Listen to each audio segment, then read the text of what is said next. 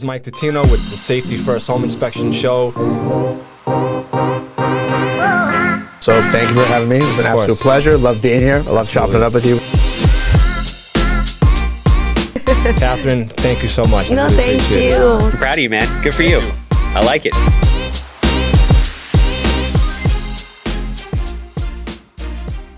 This is the Safety First podcast show. I have a special guest with me today. Her name is Claudia Alvarez. Thank you so much for coming. Greatly appreciated. Thanks for having me. No problem. Happy to be here. So before we get into real estate and business and things like that, why don't you give us a bio about yourself?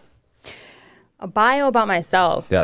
Like what got you up to this point? I feel like it's never easy when it comes to like talking about myself. But what got me to this point? So I'm 29. I'm turning 30 this year, so that's exciting. So in my 20s, it was kind of always about like trying to figure out what it is that I want to do, what my passion is. So I come from my first career was a fashion background. And then I got into events planning, which I love. It's a passion of mine, which actually ultimately ended me up in real estate. How'd that happen? How did that happen? So I love events. I networked myself into the industry, and I got to work with some of the best people in the industry. I loved everything about it. But of course, they had a bit of an office atmosphere.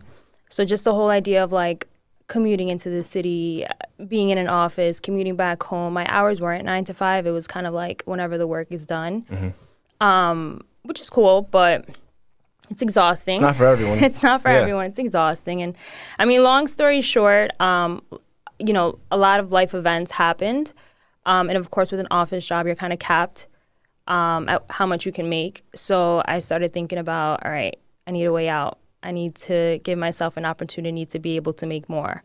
So I had a moment on the 7 train where I was just thinking about what's my next venture? What am I going to work on? What do I want to get into? And I don't know. I had a feeling, like this gut instinct. It was real estate. It just clicked. And instantly I like texted the one person that I knew. Shout out to Chris, your realtor. And shout out to Chris, yes. I texted him and I was like, Chris, I want to get into real estate. And he's just like, all right, let's do it.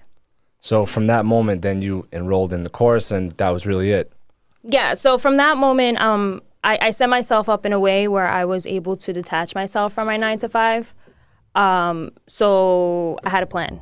Absolutely. I had a plan. So I saved up enough money, right? Paid my bills in advance. I had the date where I was going to give him my 2 weeks. So I knew the date that I was going to leave. And then I went on a trip because I like to refresh myself. Of course. Likewise. When a trip came back, instantly bought my real estate courses, and then that became my 9 to 5 for 2 weeks. I banged it out. So did you just do like 100% transition or did you still, because some people, I feel like they kind of build the real estate business first because it takes time. You have to network, you have to constantly be out there, build the database because newsflash for people getting their license, and I'm sure you know this too, when you get your license, your phone's not blowing up. Hey, I want to sell my house. Hey, right? No, it's not. It's definitely not. So in life, I've always been good with following my dreams and with what I want to do, but I know that you have to sacrifice some things and, do some things that maybe you don't like or love. So I'm a hustler, so I would pick up jobs. If I had to serve and wait tables and bartend and, to make the same money and cut my time in half, I'll do that. And then that way I have, the other time to work on what it is that I'm working on. So I took a month or two to, deep dive into real estate and kind of learn that. But then I did have my side job, my part-time job to, keep me afloat and keep me going. Of course. So you're a new agent. You've been licensed for over a year now? Yeah. So what's going to keep you hungry 5 years later, 10 years later? Like how you are right now, building your business, building your brand. I feel like people get comfortable after a while, after it's established to a certain point. What's going to remain that driving factor? So I hate being stagnant. That's just comes with my personality. I hate being in a place. I hate routine in the sense of doing the same thing for X amount of time. That to me is just boring. Hell. It's boring. I hate it. I don't like it. And one thing I love about real estate is, how many different directions you can take it in. It's endless. You know, the learning never stops. Never. And there's, like I said, there's so many different directions they can go in it. Like whether you're being just an agent, that's cool, that's fine. To me, that's like a stepping stone. I think that down the line, I see myself like getting into investments. I mean, I love, I came from a fashion background. I love interior. I think that if I ever wanted to get crazy and be like, hey, let me mess around with like interior designing or staging, like I can see myself going in that route as well. So. Of course. And I'm sure at this stage in your career, you're constantly seeking, knowledge, advice, things like that. What's some advice you've received so far that really stuck to you and you're applying right now? So you literally have to just get out there and do it. Like, you have to get uncomfortable because it is going to get uncomfortable. It still gets uncomfortable each and every single day. You know what I mean? Like, I remember the first time that I started cold calling. And I remember the first time I was in my room, I had my list, and I dialed out the number, and it took me about like 2 minutes before I pressed dial. Just in your head, anxiety. Just in my head, like, what am I going to say? What if they say it? What is going to be my like rebuttal, Of course. So there's that. I remember like when I first started to go door knocking, it was like I had all these flyers. But I wouldn't door knock. I wouldn't knock on the door. I'm just like, I don't. And run. You just leave them there and run, right? Yeah. So, and then I remember like seeing my first like for sale by owner sign. And it's just like parking my car and talk like, all right, you got this, like, and walking up to the door and winging it, like, and that's what it is. That's what it's about, like, and it's you literally learn as you go. Like, there is no right and wrong. It's just a matter of learning and taking what happened from that one event and to the next and just getting better. Taking action. Exactly. That's kind of similar to what I do with home inspections. I mean, I'll be the first to say my first home inspection, I wasn't 100% familiar with my software, the tablet. This is all foreign to me, but like you said, you keep doing it over and over, and then you just learn as you go. And up to this point, I mean, I'm still learning, of course. There's no such thing as I know everything about inspections and real estate. I feel like once you have that mentality, it's over. And then someone else will come and just... Yeah, because I feel like the industry is constantly evolving. So you have to evolve along with it. You have to be able to adapt and pivot and move forward. So. And one thing I've learned too, starting out in business, I've only been a home inspector for less than 2 years now, but what I've learned is any line of work, you have to save up enough. Just like you said before, you have to save up enough so when your business is established, you're not out there with your hands out just trying to get business. You have to build relationships first. So you got to constantly show up, and if people sense that you only want business, you're not going to get business. And I feel like that goes further than just showing up when you need something. Yeah. And then only coming back around again when you need something again. So. Yeah, no, you definitely don't want to be that person. So my first year was during COVID, which is amazing. Great year to start. I'm being sarcastic, by the way. Of course. I know. So that to me was all about learning. YouTube University was like my thing. And I would just watch videos. I would watch people do cold calls. I would listen in on what those conversations are because that's how I learn. Same thing with like door knocking. And you came to my workshop too. I came to your workshop. Yeah, like it was really about building relationships and building my network of people and just learning and asking questions. Like I do have, a good handful of people that whenever I need something, I come across something, I can just pick up my phone and give them a call, which of course I'm extremely thankful for. But that's what it's all about. Yeah. And what's your goal for year 1, year 2, year 5? So I do have, a number set in my head of what my goal is for the year. I think this year too is really about building my team of people. That way I can just, hold that much more value so I can serve my clients. That to me is extremely important. And then just being able to build my circle of people that I hang around with that are able to motivate and inspire me. Because I feel like going into this year, that's something that I really focused in on. And that's where I just started seeing a lot more progression happening. And what are some challenges you think you're facing right now, if any? Challenges right now.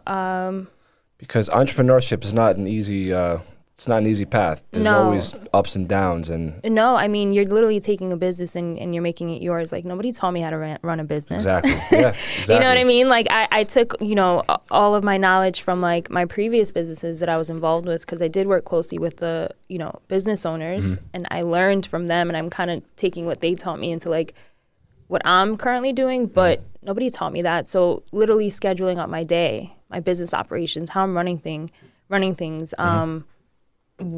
taking in new clients, knowing how much I can take. Right. Like, that's a big thing too, because I never want to,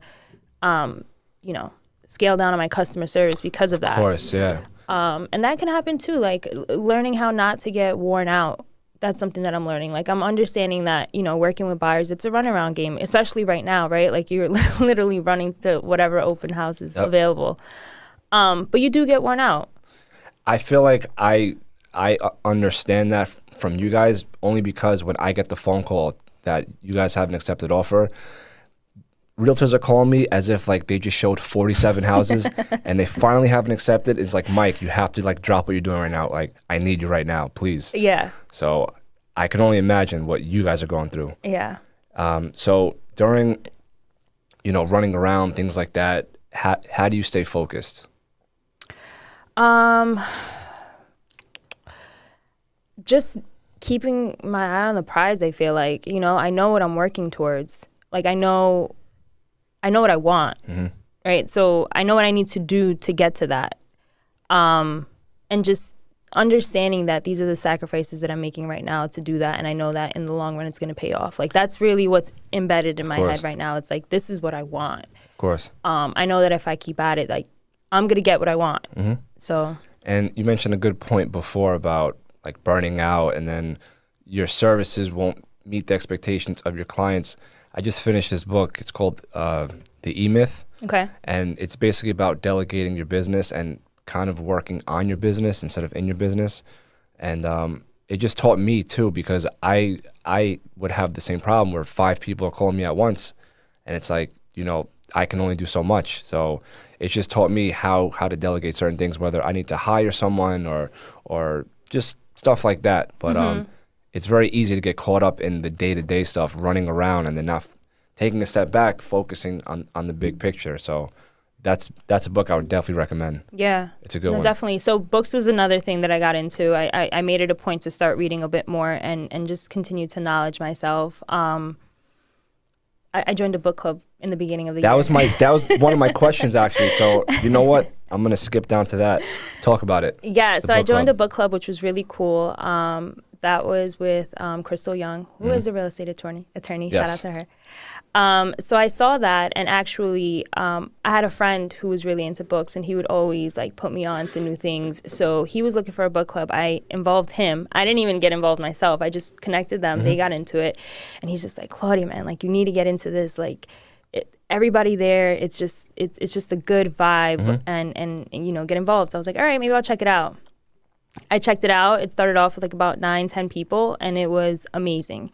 Everybody there was just like, they were working on themselves, and they all had their purpose, and we all had one goal, right? So it was cool to brainstorm and dissect a book and kind of talk about how it kind of plays a part in our lives too. So again, just being around like-minded individuals who you're able to relate with. Does that work where you guys would, I'm assuming you hop on a Zoom? Does that happen after every chapter or at the end of the book? How does that work? Yeah, so it was basically we had whatever chapters we had to read for the week, and then we would review it at the end of the week. That's awesome. Yeah. So what books would you recommend right now, whether it's personal development, business, or? So one that I'm starting to read now that I really like is Fanatical Prospecting. Okay. Because that's something that I need to work on. And then there's another one, Atomic Habits. I finished that one. Yeah. Those are those 2 things that I need to, That's a good one. One thing I got from Atomic Habits, it was something about the bad habits, obviously, that you basically have to inconvenience yourself to do these bad habits. Like if you watch TV too much at nighttime or whatever it is, like put the remote on the other side of the, or like take the batteries out or something like that, where you have to physically like go out of your way to do the bad habit. Yeah. And that's what I picked up from that. So. Yeah. So that's actually something I don't charge my phone next to my bed anymore. I put it. That's a good one. I have to. Wow. I put it away. So when I have an alarm, I have to get up and get to it. Yeah. I can't just snooze it automatically. But that's still something I'm working on. Listen, like. Yeah. No, it's a process. Yeah. And this is a complete excuse. I'm gonna openly say this, but sometimes I'll get a message, a text, a DM like 10 o'clock at night for a home inspection. So again, that doesn't justify me being on my phone. But that's a bad habit that I have too. But at the same time, you don't want to miss out.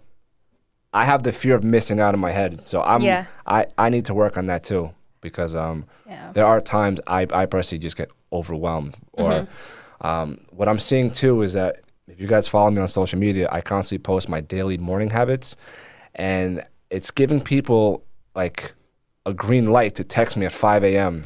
about a home inspection. Or people, last week, someone called me while I was working out at 5:30 in the morning. I'm like, what are you doing right now? Like, did they say good morning at least? I don't even remember. I don't even remember. But I was so angry. I was like, what do you need to tell me at 5:30 in the morning right now? That can't wait. But actually, they started off with, hey, I know you're up right now. That's what they said. I was all right, this is a problem. So if you guys watching this, please don't text me at 4 o'clock. Like, those are my hours. You got to create these boundaries, you know? Yeah, I don't know. It's pretty crazy. But blessing and a curse, I guess, right? It is. It definitely is. So with that being said, I feel like everyone's getting their real estate license right now. There's a lot of people that are getting licensed. People are contacting me, asking me how to get their home inspection license. So there's clearly competition out there, which I think is healthy. How do you separate yourself from the rest? I think that's something that I'm working on right now. I think that it's crazy. Like, I feel like a lot of things are very social media driven. 100%. Which is great, and that's something that I'm working on because I'm not one to just constantly be in front of my phone and put like whatever it is that I'm doing out there. I feel like I do the minimum right now, and it works. It builds a lot of conversation. I mean, I receive leads through social media, but I want to dig deeper in like who Claudia is, so people can see who that person is. I think that this episode's a good start. Right? Exactly, and that's why we're here, which I'm very appreciative of. Of course. I just think it's I don't know. I think my energy is a little different. I think that compared to other realtors, I think that a lot of things are very business driven, and people kind of forget what it is that we're doing. Like, we're really helping people attain houses, right? Course. So I don't know, just being able to give them honesty, like in what it is that they're doing, because I've come across a lot of people that say, I've talked to different realtors, and it just seems like they're just like very pushy, and for me to do something, and like I don't want to do it, and it doesn't make me feel comfortable. But like, I'm thankful that you're honest, and I feel like I can ask you questions, and you're gonna like tell me what it is, and of course, and I think that that's something that's very important.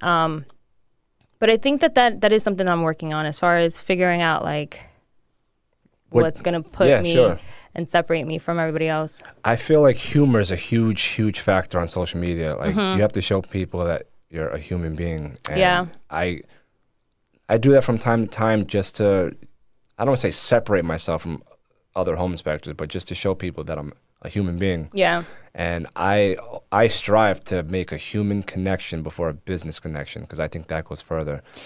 And how people say, one of the best compliments is a referral and this and that. I personally think the best compliment that I get quite frequently too, especially now that networking is a thing again now in person, but people tell me like, your videos are very informative. And I've learned, because I never knew about a dryer vent and the lint getting caught, like just random stuff that I previously posted, and that tells me people are paying attention. Yeah. And I want to use that platform to educate. Whether they use me or not, they could take the information and run with it for all I care. But it's all about making an impact. Yeah, and that's another thing I've realized I need to do too, is put information out there. I think that people... It's free. Yes. Yeah. And people like to know that you know what it is that you're doing and talking about.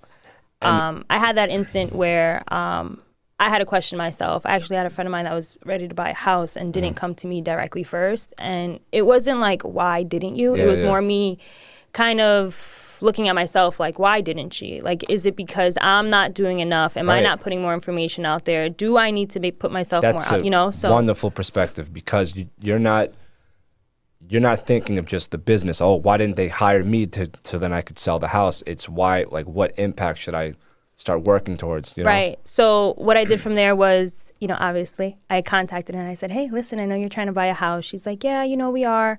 I was like, let's hop on a Zoom meeting today. Let me inform you on what the process is like. And I did that with her and her fiance, and I ended up getting the deal, which was great. Awesome. But that was, you know, I had to switch the perspective on that and really put myself out there and let her know, listen, I'm here to help. Of course, yeah. And another thing too, you know, whether people hire me or not, I still applaud people getting a home inspection, going under contract.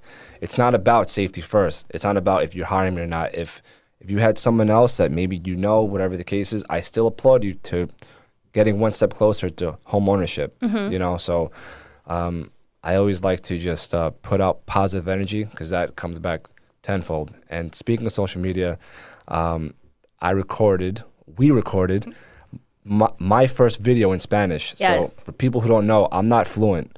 I've been teaching myself on Rosetta Stone. I've been picking people's brains, like, hey, how do you say this? You know that. Right.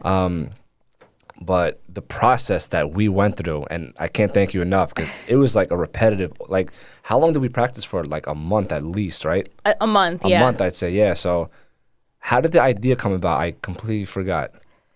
I don't know. I think we were just in conversation. And just like, all right, let's do a video in Spanish. I was like, all right, let's do it. Yeah, so this whole process, Claudia took the time out to write everything out in English and in Spanish.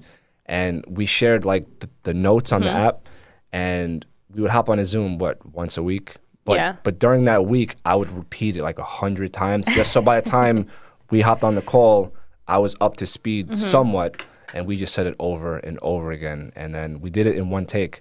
With one take. Obviously, we had the bloopers prior, but I really I appreciate that.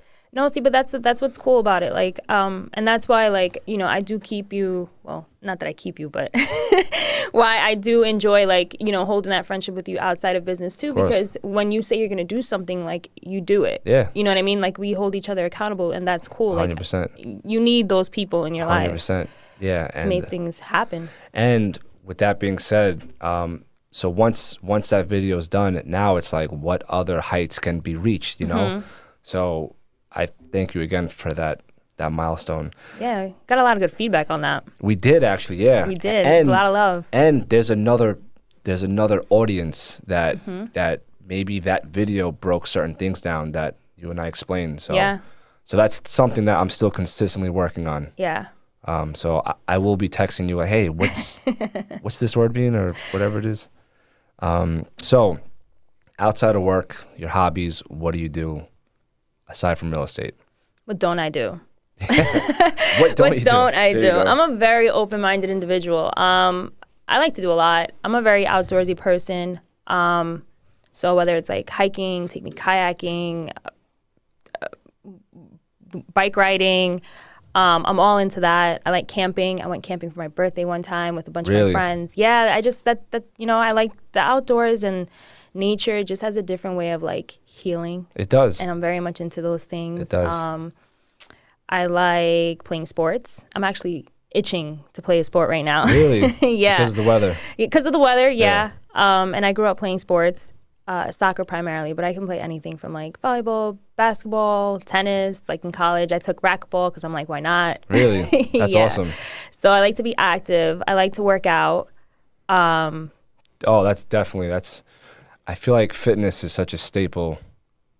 Just being balanced and disciplined, and the principles of fitness apply to any other aspect in life, you know? Yeah. You show up, you put the work in, and the beauty about it is that you can't blame anyone else for any shortcomings, any lack of results, or it's no one else's fault. Yeah. It's your fault. I agree. So like when COVID came and all the gym closed, I mean, I tried to do my best to be as active as I could, like at home and, It's tough. Just go out. Yeah, it's again, it wasn't the most fun thing to do, but once I went back into the gym, that high, it was my God. crazy. I was like, know. I forgot how much your mind races at the gym and your thoughts just go flowing. And like, know. to me, that's one of my most creative moments where I just start thinking of like what I'm going to do and what I want to work on and like new ideas and stuff like that. So that's one thing I definitely do love about the gym and working out.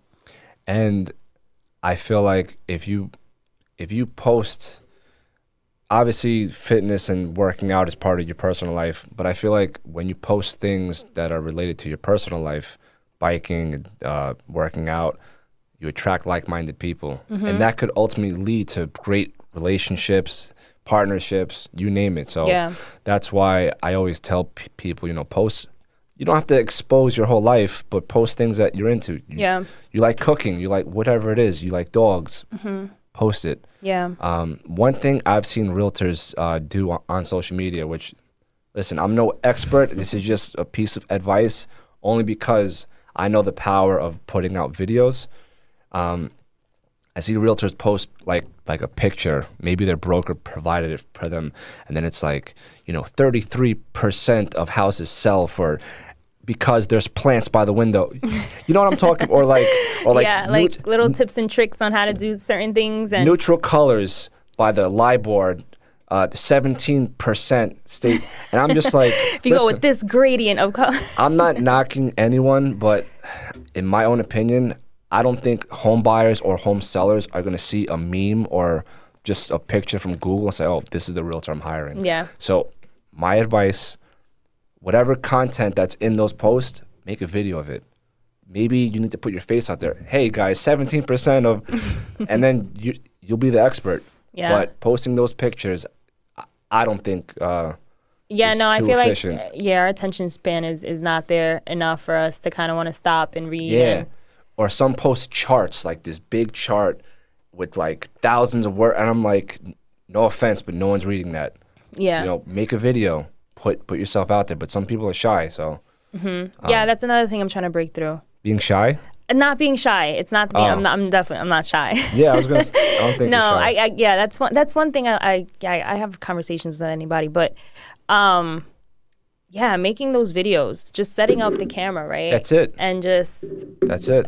I have to just do it. You just have to, yeah. And I mean, on my platform, if I'm on a home inspection, I'll literally take out my camera phone, like, hey guys, I just found this. There's termite damage right behind me.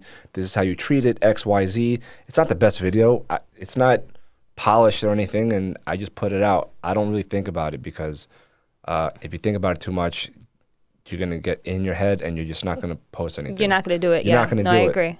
And collaborations work too, which we've done obviously. And I like collaborations. I just did another, I have, some other videos coming out with. You did another podcast with Eric Braun. With Eric Braun, yeah, just to get some mortgage information out there. Yes. So that was cool. And that was a nice flow. I'm excited for that to come out, to see all the clips and videos and to be able to put that out there. So of course. I like collaborations. It's good.